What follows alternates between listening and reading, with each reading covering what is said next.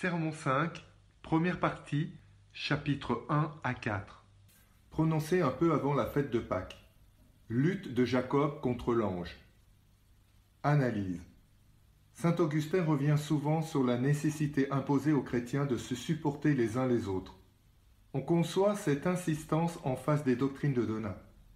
Aujourd'hui donc que l'on a lu dans l'Assemblée des fidèles la lutte mémorable de Jacob contre un ange, le grand évêque trouve l'occasion favorable de faire sentir à son peuple la nécessité de se supporter les uns les autres.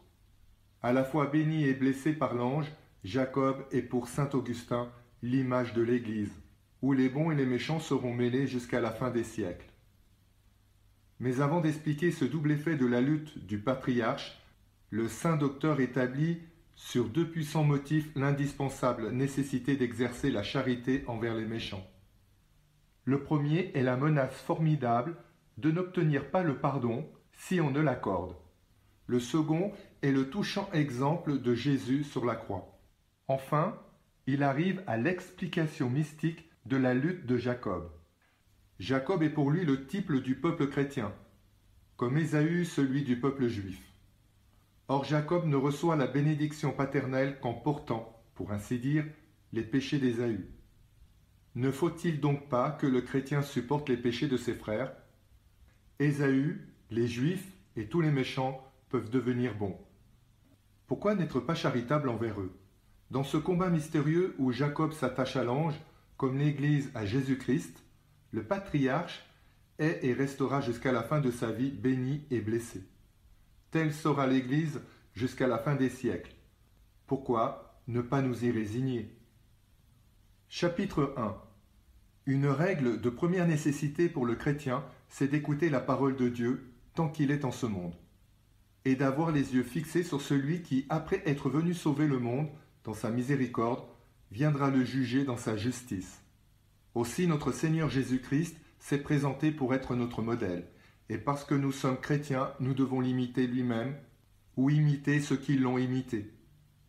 Il est en effet des hommes qui, sans être chrétiens, portent le nom de chrétiens.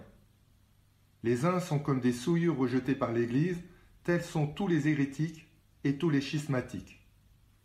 Comparés encore aux stériles sarments retranchés du cep et aux pailles emportées par le vent, avant même que le vanneur ait nettoyé son air, il en est d'autres qui, intérieurement mauvais, restent encore dans la communion catholique. Le bon chrétien doit les supporter jusqu'à la fin, parce que le Seigneur ne vannera qu'au jour du jugement. C'est ce que nous ne cessons de vous recommander, et nous croyons au nom du Christ que vous avez à cœur ces recommandations. Est-ce pour la première fois que vous entendez les leçons que l'on vient de vous lire? Ne vous les répète-t-on pas chaque jour? Mais s'il est nécessaire que l'on vous lise chaque jour les divines Écritures pour empêcher les désordres du siècle et ses épines de germer dans vos cœurs et d'étouffer la semence que l'on y a répandue, il est nécessaire aussi de vous annoncer toujours la parole de Dieu. Vous pourriez l'oublier et dire un jour que vous n'avez pas entendu ce que nous affirmons vous avoir prêché. Chapitre 2. Parmi ceux qui se présentent à la grâce du baptême, et voici le temps où au nom du ciel ils s'empresseront de la recevoir, il en est beaucoup qui croient effacer et entièrement effacer tous les péchés qu'ils avaient commis, et qui sortent avec la persuasion qu'ils ne sont redevables de rien au Seigneur. Semblable à ce serviteur qui rendait compte à son maître, et qui lui redevait 10 000 talents, il le quitta déchargé, non qu'il ne lui dût rien, mais parce que dans sa clémence le maître l'avait tenu quitte de tout. Cependant, mes frères, ce même serviteur ne nous glace-t-il pas de frayeur, parce qu'il ne voulut point tenir quitte un de ses compagnons, ni lui donner du temps pour le paiement de 100 deniers? Le maître lui réclama les 10 000 talents qu'il lui avait remis. Vous qui allez sortir du baptême, acquittés et absous de tous vos péchés, prenez donc garde de refuser le pardon à qui pourra vous offenser. Tremblez que non seulement on ne vous pardonne plus à l'avenir, mais qu'on ne réclame encore tout ce qu'on vous avait quitté. Ne dis donc pas « Qui observe ou qui a observé cette règle ?» On meurt en se tenant ce langage. « Aime ton ennemi, dit le Seigneur, et tu réponds toi, qui le fait ?» Ainsi, parce qu'on n'accomplit point son devoir, on s'imagine que personne n'a pu l'accomplir. Il s'accomplit dans le cœur. Comment peux-tu voir qu'il observe? Mais tu présumes que celui qui réclame ne l'a point accompli. Il peut se faire en effet qu'en entendant se plaindre du coupable et en voyant qu'on le fait punir, tu crois qu'on ne lui pardonne point. Mais pourquoi? Est-ce qu'en châtiant ton fils, tu gardes contre lui quelque haine dans le cœur? J'ai donc raison de le dire, c'est une affaire toute intérieure et Dieu seul distingue si le pardon est accordé. Il en est qui ne sévissent point extérieurement contre leurs ennemis, et l'on dirait qu'ils pardonnent. Mais intérieurement, ils sévissent. Ils leur souhaitent du mal et même la mort. Ainsi nourrissent-ils contre eux le mauvais vouloir, tout en ne paraissant point se venger. Il en est d'autres au contraire qui semblent rendre le mal pour le mal. Mais la correction qu'ils infligent est un témoignage d'affection. Ils veulent que leur ennemi parvienne à l'éternelle vie. Et plus ils l'aiment, plus ils désirent le voir corrigé. N'est-ce pas ainsi que Dieu même nous affectionne? N'est-ce pas lui qui, pour nous rendre autant qu'il est possible semblable à lui, nous exhorte à aimer nos ennemis? Soyez parfaits, dit-il, comme votre Père qui est dans les cieux, et qui fait lever son soleil sur les bons et sur les méchants, pleuvoir également sur les justes et sur les injustes. Mais quel n'est point son amour pour nous, puisqu'en faveur des pécheurs et des impies, il a envoyé sur la terre son Christ, qui devait y être crucifié, et qui nous a rachetés au prix de son sang, quand nous étions devenus ses ennemis pour avoir aimé ses œuvres au lieu de lui-même. Oui, au moment même où nous étions si coupables, Dieu envoya son Fils, comme dit l'apôtre, et il permit à des impies de le mettre à mort pour d'autres impies. Ah, s'il nous a fait un pareil don quand nous étions encore infidèles, que ne nous réserve-t-il point maintenant que nous croyons en lui? Voilà comment Dieu sait aimer les hommes. Cependant, remarquez-le mes frères, est-ce qu'il ne les punit point? Est-ce qu'il ne les corrige point? S'il ne les corrige point, d'où viennent les famines? D'où viennent les maladies? D'où viennent les épidémies et les infirmités? Ce sont autant de châtiments divins. Tout en aimant, Dieu donc corrige. Et toi, si quelqu'un dépend de ton autorité, conserve-lui un amour sincère, mais ne lui refuse pas une correction sérieuse. Ce refus serait la ruine de ta charité. Il laisserait mourir dans le crime celui que le châtiment aurait pu en tirer. Ton silence est plutôt une haine véritable. Chapitre 3. Qu'on ne dise donc plus qui peut pardonner. Appliquez-vous à remplir ce devoir dans votre cœur. Tenez-y la charité. Luttez et vous vaincrez, car c'est le Christ qui vaincra avec vous. Luttez, mais contre qui? Luttez contre le péché, contre les mauvais propos de ceux qui vous disent « Quoi? Tu ne te venges pas? Tu resteras sans défense? Et tu ne lui fais pas sentir sa faute? Ah, s'il avait affaire à moi! Luttez donc, et soyez vainqueurs. Quand le Christ endura de la part des Juifs les dernières énormités, ne pouvait-il pas, s'il avait voulu, ordonner à la terre de s'ouvrir et d'engloutir ses bourreaux? Malgré sa toute-puissance, il les souffrit jusqu'à permettre qu'il les levasse en croix. Et pendant qu'il y était suspendu, « Mon Père, dit-il, pardonnez-leur, car ils ne savent ce qu'ils font. » Et toi, serviteur acheté par le sang de ton maître crucifié, tu n'imiteras point ton Sauveur? Quel besoin avait-il de souffrir autant, quand il pouvait ne rien souffrir? J'ai le pouvoir, dit-il, de donner mon âme, et j'ai le pouvoir de la reprendre. Nul ne me la ravit, mais je la donne et je la reprendrai. Or, mes frères, n'est-ce pas ainsi qu'il a fait? Il était suspendu à la croix comme nous l'avons lu aux aspirants. Et sitôt qu'il vit toutes les Écritures accomplies dans sa personne, et qu'on lui eut présenté le vinaigre, « C'est fini » s'écria-t-il. Puis, inclinant la tête, il rendit l'esprit, comme s'il ne demeurait là que pour tout accomplir. Il donna donc son âme quand il le voulut. Aussi était-il Dieu, tandis que les compagnons de son supplice n'étaient que des hommes. Il meurt plutôt qu'eux. Et quand, à cause du sabbat, l'ordre fut donné de descendre les corps de la croix pour les ensevelir, on trouva que les larrons vivaient encore et on leur rompit les jambes. Le Seigneur était mort, un soldat toutefois lui frappa le côté de sa lance, et il en jaillit de l'eau et du sang. C'est ta rançon. Qu'est-ce en effet qui sortit de ce côté, sinon le sacrement reçu par les fidèles? Tu vois ici l'esprit, le sang et l'eau. L'esprit qu'il rendit, le sang et l'eau qui coulèrent de son côté. C'est l'indice que l'Église est née de l'eau et du sang. À quel moment ce sang et cette eau sortirent-ils de son côté? Au moment où le Christ était déjà endormi sur la croix.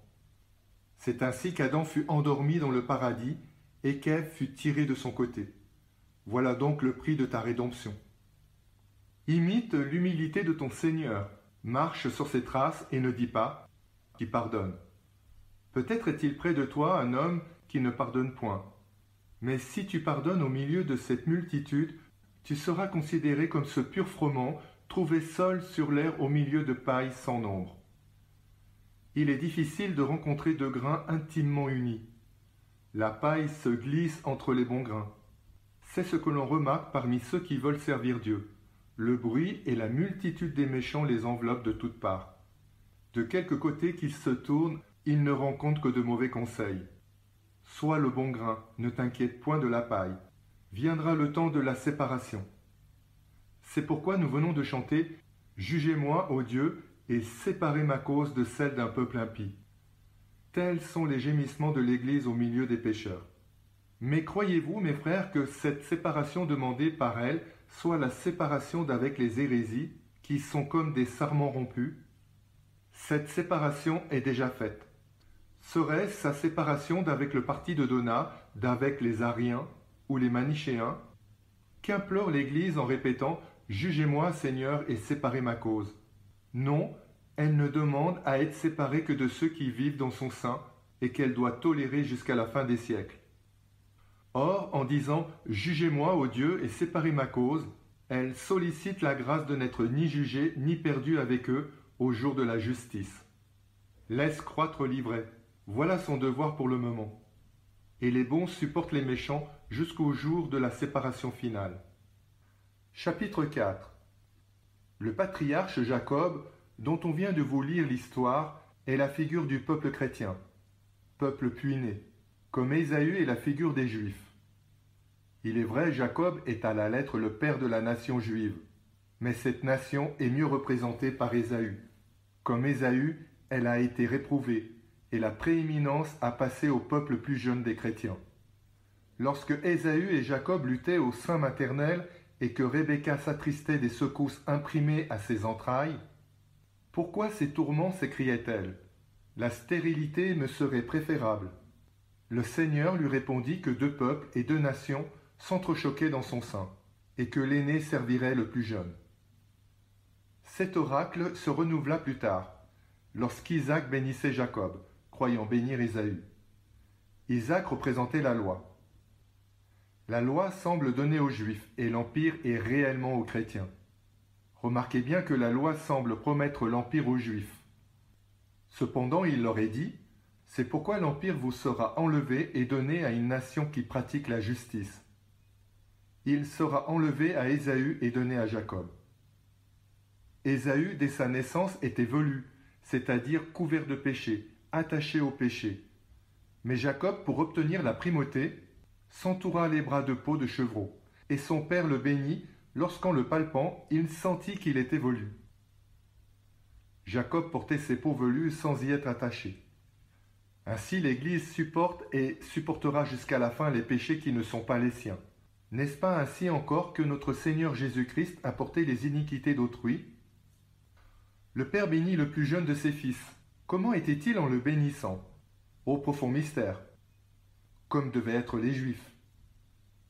Les Écritures demandent un regard pénétrant, et en bénissant Jacob, Isaac paraît avoir été trompé, avoir pris ses fils l'un pour l'autre.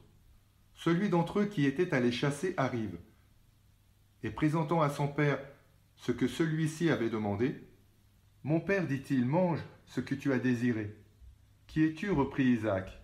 « Je suis Ésaü, ton fils aîné, » répondit celui-ci. « Tu es bien Ésaü » ajouta le père.